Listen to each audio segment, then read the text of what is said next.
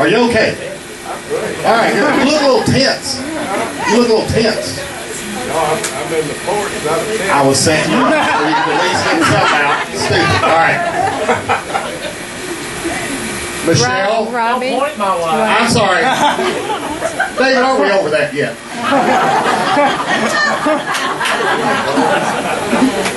I want to introduce Michelle. Will you come up and say a few things about that? Okay.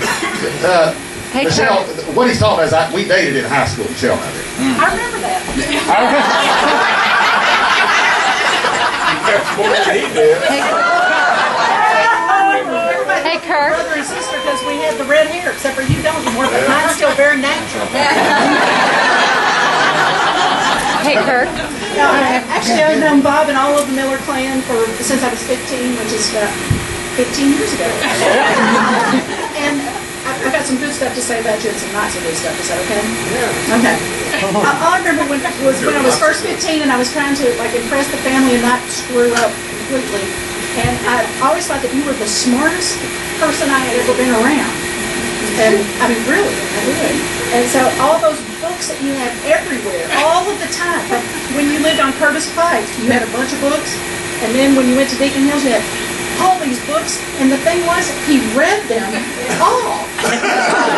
And so when they say the word scholar, is when I think of you. And me being a professor at EKU and trying to be a scholar, I think I'm never going to be a scholar like Bob Miller. Never. I don't have enough books, but if you would give me some, I will read them.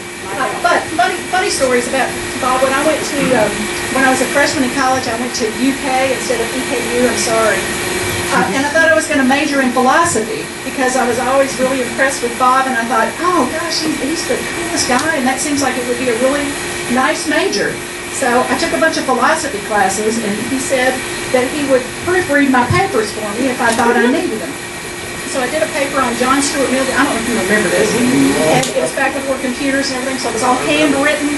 And so he looked at my paper and kind of scratched and bled all over it with red, and then said, okay, here you go. And so I redid it, and I actually ended up getting an A on that paper because of your feedback. But I decided I didn't want to be a philosopher because I thought all they did was sit around and just think about great thoughts. Like you do, right? and I just didn't think I had enough great thoughts for that. But what I have to say is, and I mean, it wasn't that bad. It really wasn't that bad. Yeah.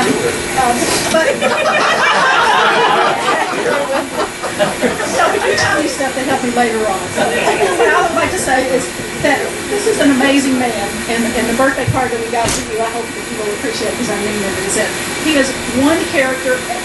2 years ago, I started putting wheat germ on my cereal and thought, oh my God, I have turned into Bob Miller. Because I didn't even know what wheat germ was for, but I remember Kirk said, my dad puts this on his cereal every morning and he runs a mile. And I thought, okay, I'll do this. It has done for me, I think, what it did for you. But I do appreciate it. I do think of you a lot. And I've enjoyed him in the wine club because he was just an amazing wine club member. So that's Yay, Michelle. All right.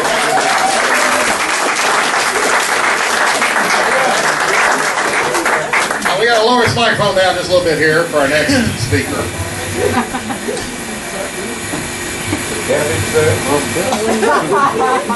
Come here, Robbie.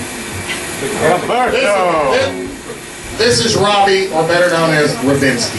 All right? Hey! This is Paula and John's son. Paula's one of the daughters. Mr. Pratt.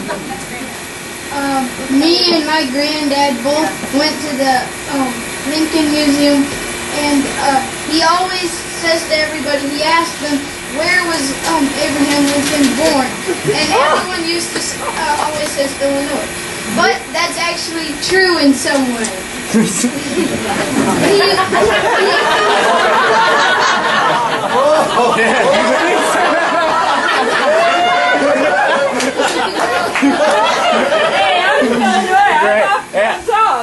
How so? His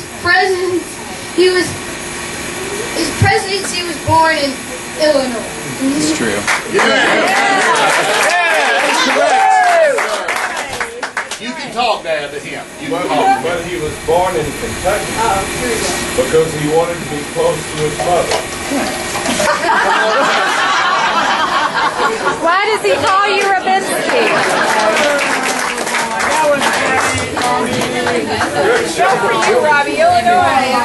Michelle, for you, it's whenever you put wheat germ on your cereal. You thought, for me, it's when I tell just stupid jokes. I'm Bob Miller. That's right.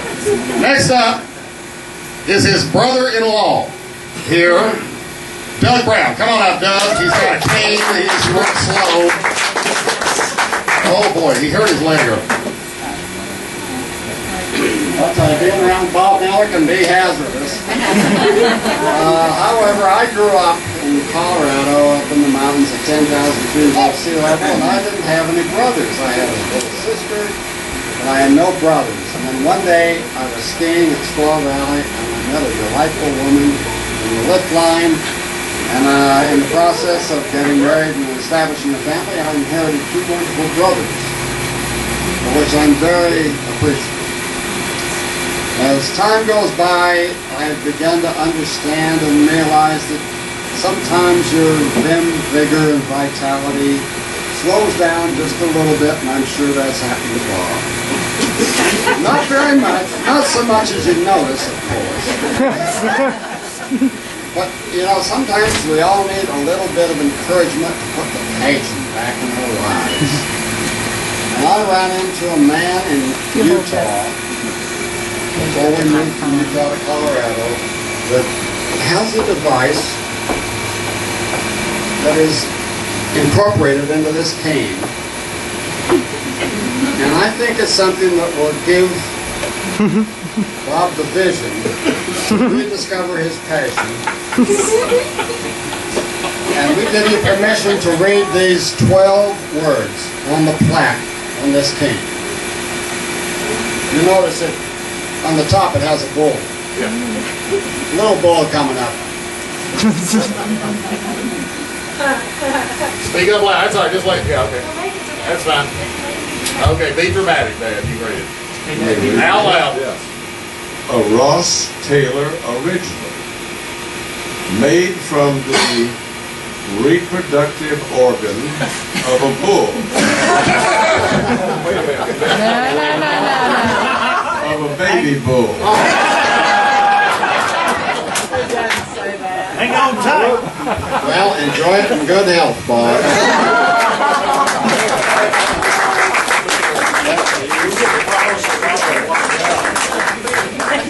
Moses, eat your heart out. That's a bull's penis. Okay, well, that's what I had to say. Do we need to call so Bob can wash his hands?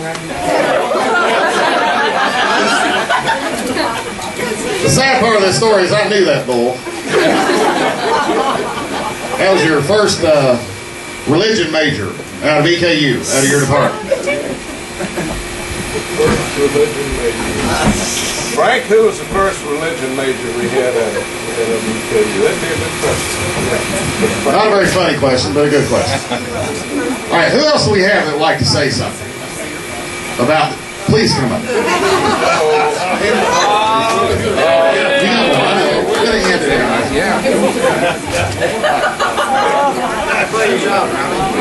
From Russia, Nikolai Lenin.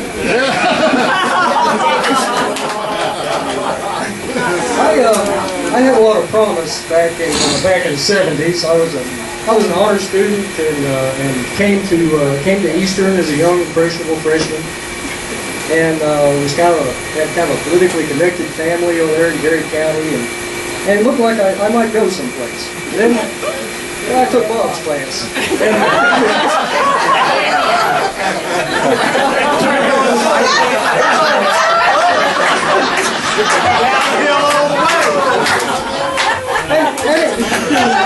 It was just like that. It was Bob's class. It was free thought, free sex, and just pretty much a downhill slide ever since. It's sex, alcohol, rock and roll. I would have been a deacon in the Lancaster Baptist Church and county judge executive if it weren't for Bob's class.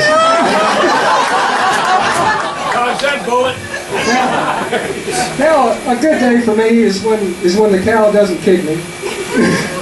And a bad day is when the state representative over there, Lottie Napier, burns a cross on my lawn. And the reason I'm here tonight is because I heard there was going to be alcohol. And I pretty much console myself with alcohol now. That's kind of where we are. Thanks, Bob.